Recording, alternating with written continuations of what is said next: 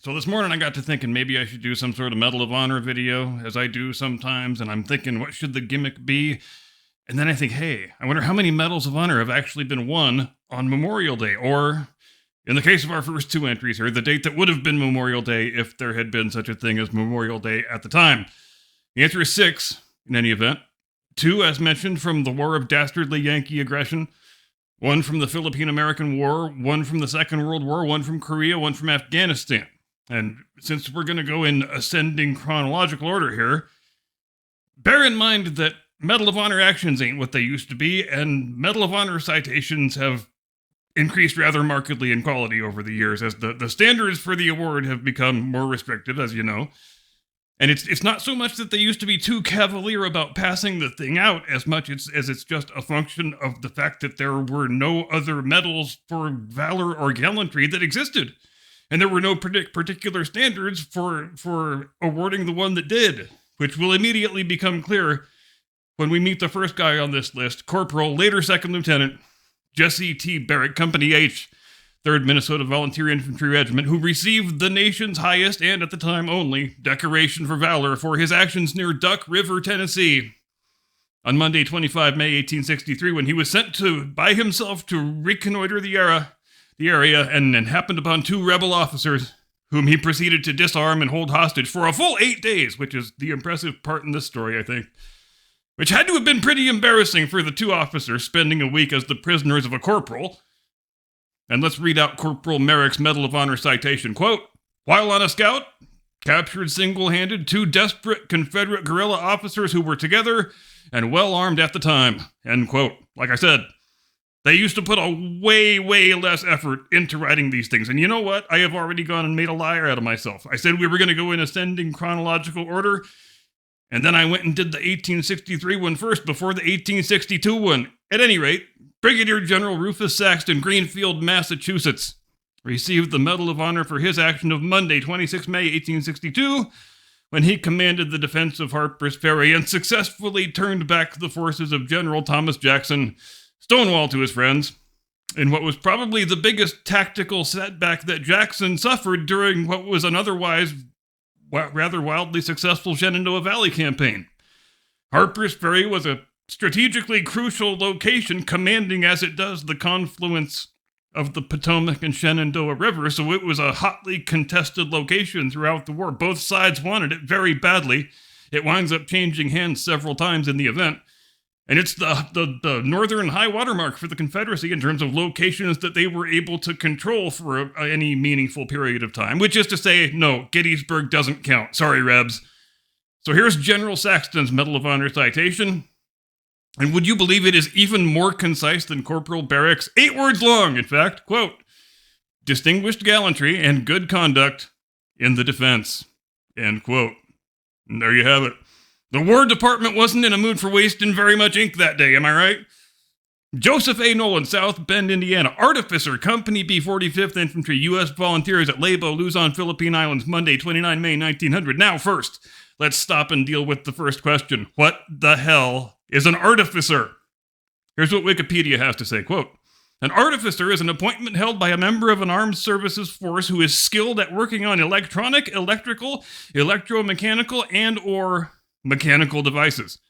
The specific term artificer for this function is typical of the armed forces of countries that are or have been in the British Commonwealth and refers to a senior non-commissioned officer. In this country, Corps of Artificers served during the American Revolution and the American Civil War. The rank of artificer was also used in the United States Army during the American Indian Wars," end quote. And indeed, as late as the turn of the 20th century, it would seem. Evidently, the term is still in some limited use in the British forces, but over here it was long since supplanted by terms like technician and machinist and what have you.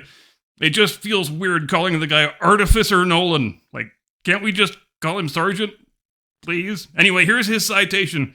And don't ask me for any details because this appears to be all the information that exists. Quote, "Voluntarily left shelter and at great personal risk passed the enemy's lines and brought relief to besieged comrades."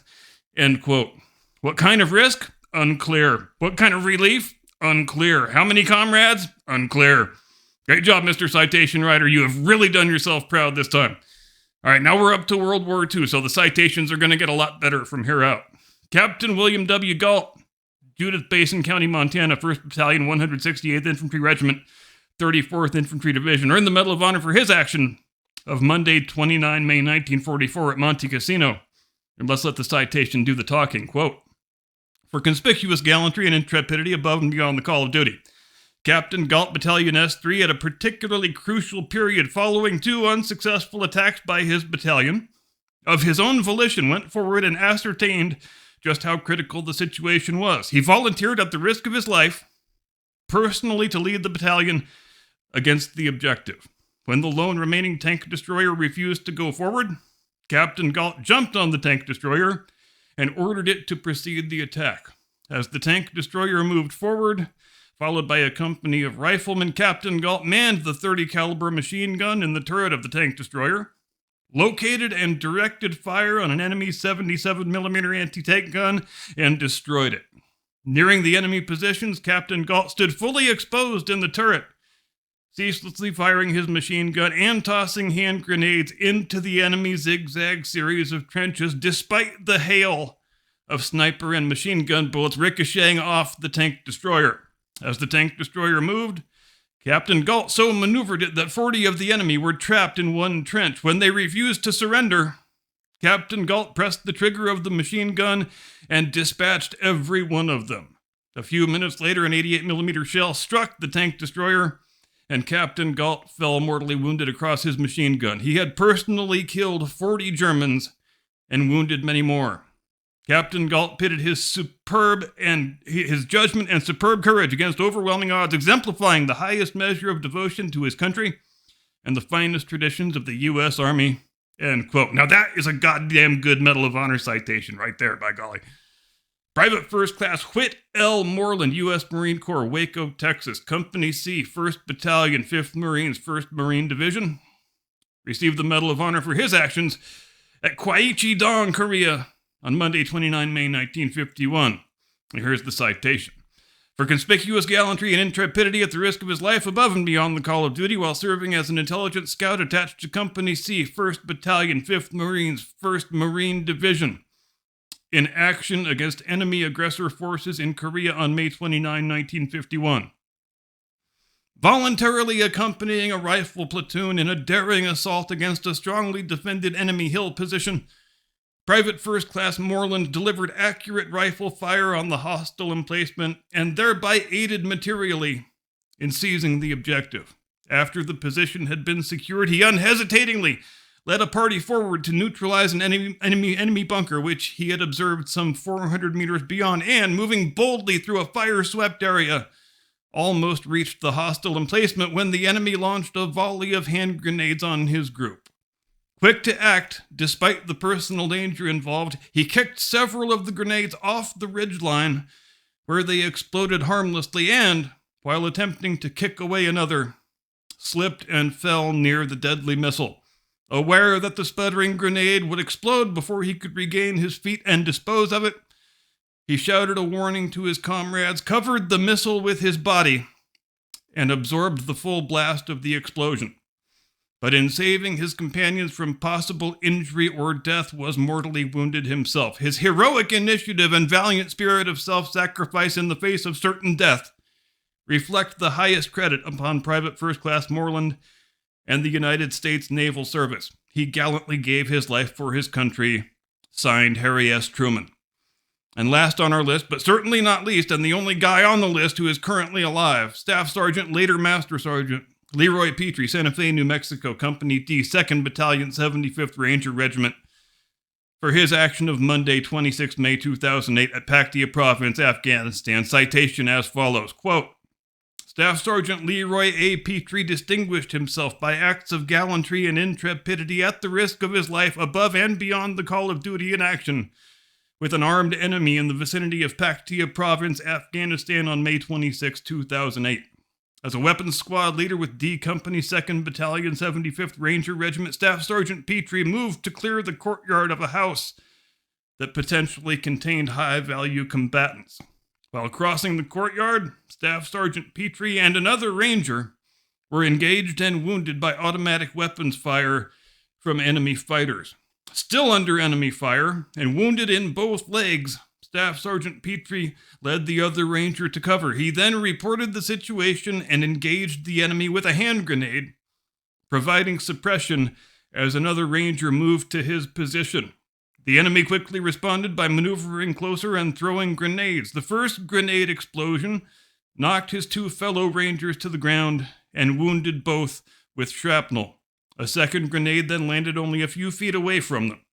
Instantly realizing the danger, Staff Sergeant Petrie, unhesitatingly and with complete disregard for his own safety, deliberately and selflessly moved forward, picked up the grenade, and in an effort to clear the immediate threat, threw the grenade away from his fellow rangers. As he was releasing the grenade, it detonated, amputating his right hand at the wrist and further injuring him with multiple shrapnel wounds.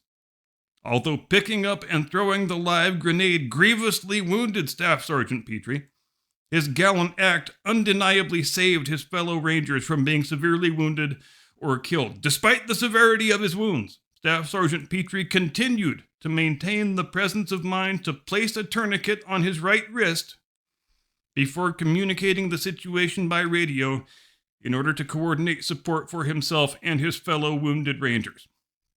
Staff Sergeant Petrie's extraordinary heroism and devotion to duty are in keeping with the highest traditions of military service and reflect great credit upon himself, the 75th Ranger Regiment, and the United States Army."